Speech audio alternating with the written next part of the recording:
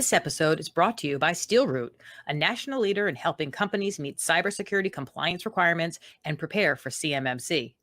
Their experienced team of engineers and consultants assist organizations of all sizes to implement and manage IT systems that meet the technical requirements in DFARS and CMMC. Hey, everybody, and welcome back to another episode of 123 CMMC. My name is Dana Mantilia. I will be your host today, and our guest is Andre Correa, and he is with Malware Patrol. Hello, Andre. How are you? Hey, all good. Thank you for having me. Well, thank you for coming on the show. Can you tell us a little bit about yourself and a little bit about your company? Yeah, sure. So I'm the founder of Malware Patrol, and basically what we do is that we collect information on attacks on the internet. So it can be ransomware, it can be phishing, it can be DDoS attacks, any kind of attacks. And we do, the collection and monitoring of this data and correlation of this data. Then we sell the data to companies who want to use that to protect themselves or to put this data in their services, like antivirus companies or threat intelligence platforms, SIEMs, and companies like that. So basically, that's what we do. We are a threat intelligence company. And we are in the business since 2005, even before threat data and threat intelligence was a thing. That's when I started it. So yeah, that's us in a nutshell. That's great. That's great. You must have a couple of good stories to tell, I'm sure. Oh, yeah. Today, we're going to talk about ransomware, the new hot button. Everybody's talking about ransomware, but they don't really understand exactly how it is. So our first question is going to be, so what is ransomware? Okay, so basically ransomware is a kind of malware, which is any software that was developed with malicious purposes.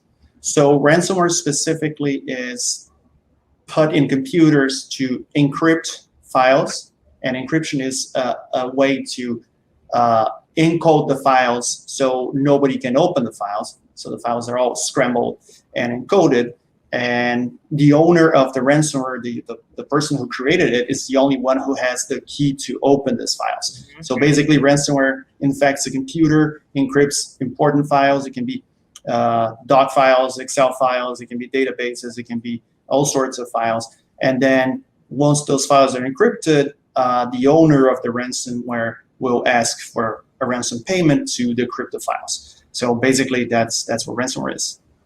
And how is ransomware being dispersed, or how is it getting onto within these companies, or how is it getting sent around?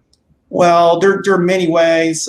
Some of the most common ones are either somebody's tricked to click on a link via phishing email or a phishing website, and a software is downloaded, and this software will either be the ransomware or a downloader who's going to go somewhere on the internet and download the ransomware itself.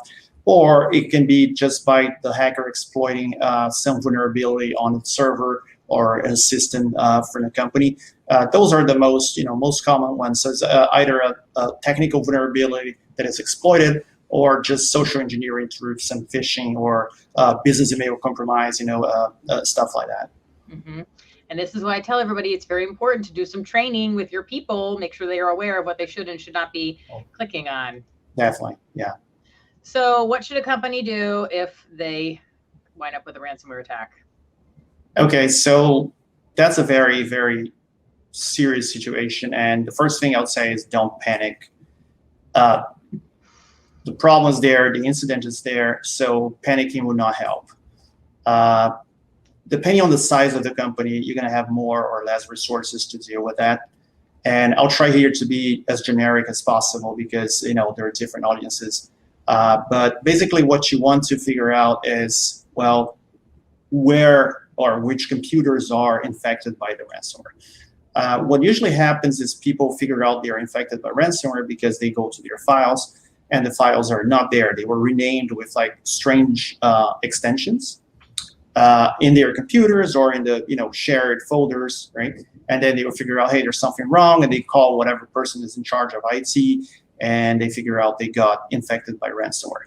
The other way is some ransomware would just infect your computer and will pop up a message saying, the ransom message saying, hey, you were infected, you have this amount of time to pay the ransom and to decrypt your files, otherwise the files will be lost forever. So first thing to do is don't panic, figure out which computers were infected, and unplug those computers from the network. Basically, nothing is going to be trustable anymore until you do the full incident response cycle to figure out what happened, which vulnerability was exploited, or if somebody clicked on the wrong link, which computers were infected. Remember, there may be other things, not just ransomware. There may be, I don't know, other Trojans. There can be some backdoors that were left behind. There can be a lot of other stuff. So it's not just a ransomware problem, but it's a problem like how did it get into your network and which computers were infected. Those computers should be totally removed from the network. Don't turn them off. Just leave them there. Because if you turn them off, then when you turn them back on, first of all, you lose forensic data, right? When you turn them off, everything that is in memory is going to be gone forever. Second, when you turn them back on, some families will notice that the computer was restarted, and they will either delete randomly some files, and those would be gone forever, or they can penalize you by like just destroying files and things like that. So live in there. There's not much you can do about that, and figure out which computers are infected.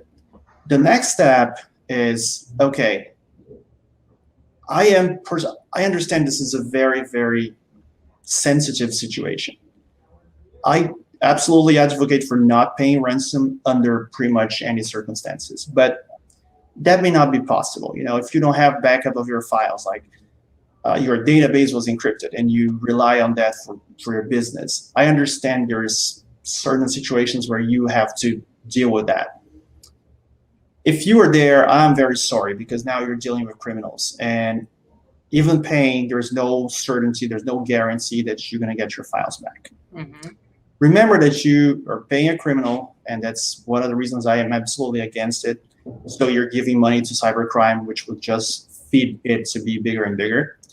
And second, giving money, paying ransom means that they will send you a file, they will send you a computer program, right? They will send you some software that supposedly will do the decryption. So you're not just like relying that this person will really send you the decryption software, but also the decryption software will work. And now you're running some criminal software in your network again, right?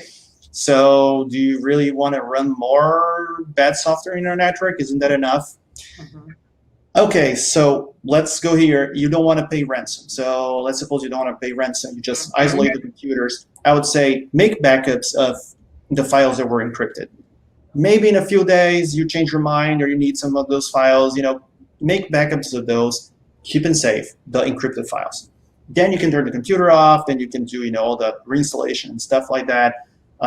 Pray that your backups are working and just get back to work, right? Cool. So don't lose the encrypted files.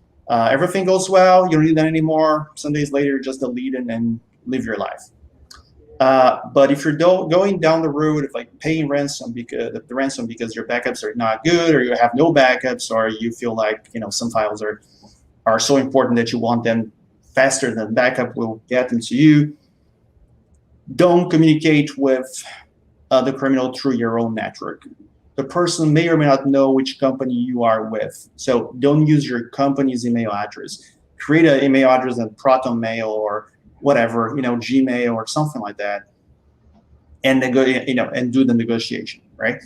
But saying I work for company XYZ is just like putting a big target on you, bigger than you already have on your back. So don't do that. Don't pay ransom right away. There's going to be like a ticking clock. Some of those guys, you know, ransomware will show like a clock going down, like you have 24 hours.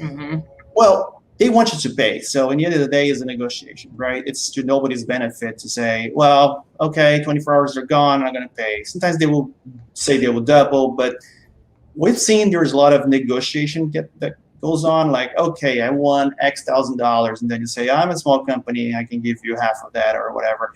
It's business. For this guys, it's business. So if you're going down this road, don't forget that. It's just business. They may not know who you are, and they better not know who you are, because that may mean they will understand that your files have more value than they expected, and things will get more complicated, right? I think basically that's it, really. You need somebody with IT expertise. So if you're a small company, like really small, with maybe not even an IT person or IT department, maybe you want to look for a MSSP, right? A managed security service provider company to help you with this. Those would be pretty much the first steps. Everything else really depends on your environment. Most people will be on Windows. So another thing that I totally forgot but is important is you isolate the computers, but also stop all the shares, because you don't want the computers or the ransomware to do lateral movement and go to other computers. So stop all the Windows shares in your network. Okay, a couple of quick questions. So you touched on a lot of stuff there. So an incident response plan is something that everybody has to have. They have to have something in, what do we do if this does happen? You at least have to have the conversation with your staff. And you brought up a good point about not unplugging the computers. And someone who doesn't have an incident response plan may not know that they shouldn't unplug the computers and to turn the computers off, because there's such panic. And I know you said not to panic, but that's what happens is people panic. So all they want to do is they want to unplug and shut down and disconnect. But that was a very good point that you brought up. So I want everyone in the audience to remember that, to not turn the computers off.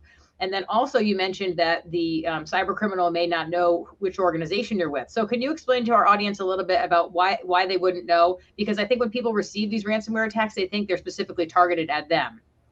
They may be, but most of them will not. So just don't turn your computer off, just to make it clear, don't turn it off, but unplug it from the network. That's important. So you don't want it to do lateral movement to other computers. To your question now is, there are very targeted attacks. So if you are a big company, this may be a very targeted attack, like we saw for the oil company that has the pipeline, the Colonial Pipeline Company, for example. That's a targeted attack, right? But if you're not, one of those big companies, most likely there's going to be a campaign that was sent to multiple victims from the list of email addresses, for example, with some phishing, right? So they're just casting a big net and trying to get, whatever they can. Most of the ransomware attacks are like that. They're not targeted to you. Target attacks are more like, okay, this company is so big that I can get a bigger ransom from them. Or this company is so big that then maybe instead of putting a ransomware there, I'm going to invade, I'm going to get their, industrial secrets and do, espionage and then resell that to their competitors and stuff like that. So it's a different world, like what they're looking for. They may just trying to get into your network to get your, your secrets, your important files and resell them instead of asking for a ransom. But most of the time they will be just sending phishing emails and whoever, clicks on the link gets infected. It's a victim, and they maybe not even know where they are or who you are, or where you are, or which company you're working for. So that's good advice. So the good advice that I'm taking away from that is that don't assume that they know as much about you as that you probably think that they do. They probably don't. So that's good. So don't voluntarily give them more information. Only speak to them about things that they're referring to, so that way you're not oversharing information and, like you said, giving them, maybe the potential idea that, ooh, wow, this is a company that they've got a lot of really valuable stuff in there. So that's really good. I'm glad that you mentioned. The new Department of Defense's cybersecurity program, CMMC, can be very confusing and overwhelming. A3 is a cloud-based collaborative environment for an organization seeking certification. A3 builds CMMC packages and has access to a marketplace of consultants, RPOs, and assessor C3PAOs.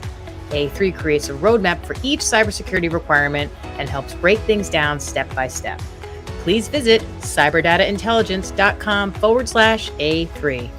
That. So and I would add a quick one here. If you go down the path of paying, again, I'm against that, but if you go down the path of paying, one of the things you could do is get a few files. They're not so important, those files that you don't care if they're linked somewhere else, and send to the criminal and say, hey, can you decrypt these files and send me back as a proof that you are able to decrypt my files. That's a good point. Otherwise, you may be just paying for somebody who doesn't even have the decryptor. They may just be encrypting files, getting the money, and who's going to force them to decrypt the files for you? Right. Nobody. So it's like a proof of life, right? For if it was like somebody was kidnapped, So do that, but do with simple files that you don't care, right? Don't send like your important database. That's not going to be a good idea. That's really another great idea. Boy, we're getting lots of good stuff here. So now let's talk about cryptocurrency and why that's the main, payment method used here.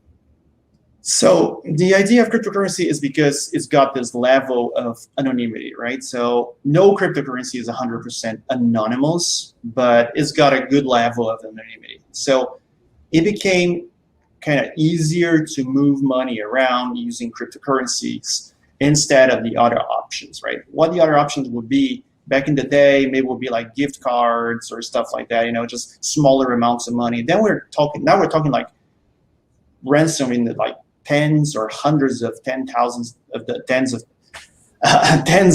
or hundreds of thousands of dollars, right? So it's not money that you can easily move, but cryptocurrencies are much easier for that. Although you hear people saying, well, yeah, I have to pay, I don't know, $50,000 ransom. I have the money, but you can't really buy just like $50,000 in Bitcoin just like this, because the exchangers have their limits per day of what you can do. So if you're not yet registered with the exchanger, they will impose some restrictions and stuff like that. So even working with Bitcoin, there's some restrictions, but it's easier to move money, and there is a level of anonymity that is much better, much more reasonable.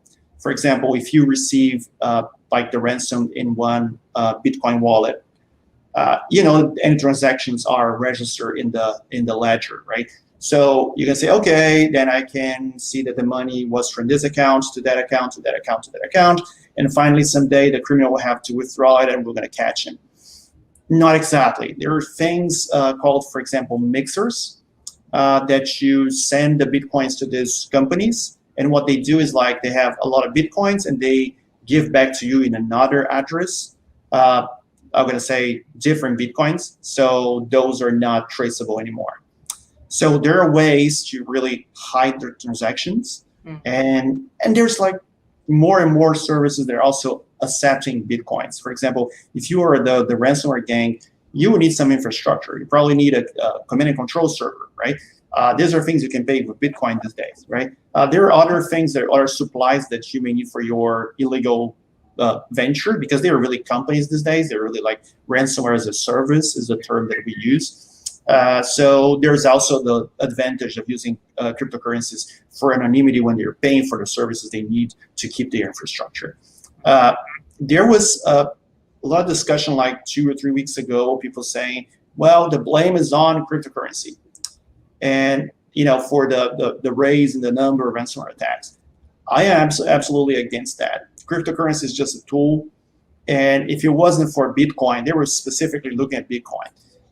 Right now, I don't know how many thousands of coins we have in the world, like 2,000, 3,000, maybe more. So putting the blame on Bitcoin is absolutely wrong. They could use, I don't know, Ethereum or any other of those cryptocurrencies. And it's absolutely impossible to stop cryptocurrencies right now. Even if governments want to say, oh, we're going to ban Bitcoin, how do you do that? That's kind of technically impossible. So the blame is not on cryptocurrencies. The blame is like on people not being prepared to first stop the attack. So your employees are not aware. You're not doing like security awareness training as you should. Then you should have an incident response plan. Then you should have your backups done right. And sure, I'm not putting the blame on the victims, don't get me wrong, but we should all be prepared to deal with this. And a very important thing that I don't want to forget here. If you were infected by ransomware, it doesn't matter if you're going to pay or not. Report that to the FBI if you're in the United States. Report that to whatever authorities are in your country.